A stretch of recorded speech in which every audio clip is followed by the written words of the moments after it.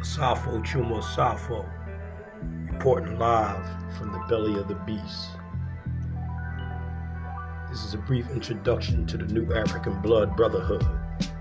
In the wake of the defeat of the Black Liberation Movement of the 60s and 70s by the U.S. government's counterintelligence program, or COINTELPRO, many of the black youth were left without any revolutionary guidance or instruction, and as a consequence, directed towards criminal street culture, which served as a diversion from carrying on the struggle for our liberation.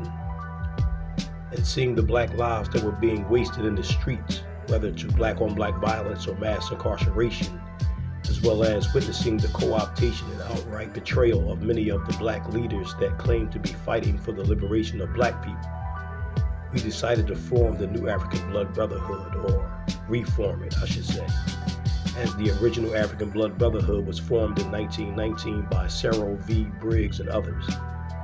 So on the 22nd of Black August 2019, right here in Pennsylvania's prisons, myself along with Chairman Nab, Brother Akoni, Brother Mandalik, Brother Akode, Brother Abiade, and several other comrades heeded the words once spoken by Honorable Ancestor John Henry Clark when he stated, "I advocate for the establishment of the old African Blood Brotherhood, with an accompanying sisterhood as an internal security force.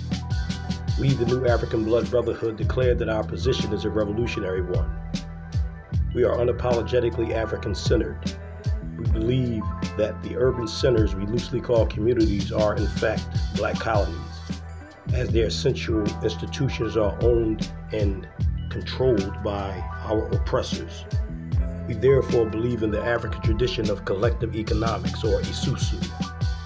We as an incarcerated class have come to connect the dots between the predatory socio-economic system of capitalism and the creation of the criminal personality. Therefore, we have redeemed ourselves through the study of and practice of African culture and the revolutionary principles that were laid out by our freedom fighters that came before. And we have set out to redeem the rest of our people who are exploited, rejected, and despised by the system. We are not a gang or a criminal outfit. We are an African-centered revolutionary formation. We believe that all Africans, whether continental or diasporic, come from the same bloodline, thus the African Blood Brotherhood. And though we use the term brotherhood, it goes without saying that our sisters are not only included but are essential to our movement. We see ourselves as a component of the broader New African independence movement. We recognize Louisiana, Mississippi, Alabama, Georgia, and South Carolina as the New African territory waiting to be realized. We respect our people, and we defend our people. We believe in being honest, honorable, reliable, upright, and dependable. We stand on the principles of truth, righteousness, balance, order, and reciprocity. Every member of the New-Afrikan Brotherhood is expected to lead with their Iwa, or warrior culture. Moreover, our religion is liberation, and our occupation is revolution. We therefore study the works and methods of a cross-section of other revolutionary movements around the world and throughout history, and make the necessary adaptations and improvisations to our collective benefit.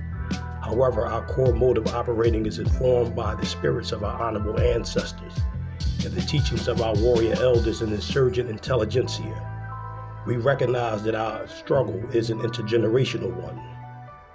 But all in all, we have no doubt that the sun will soon shine on Africans as a liberated people.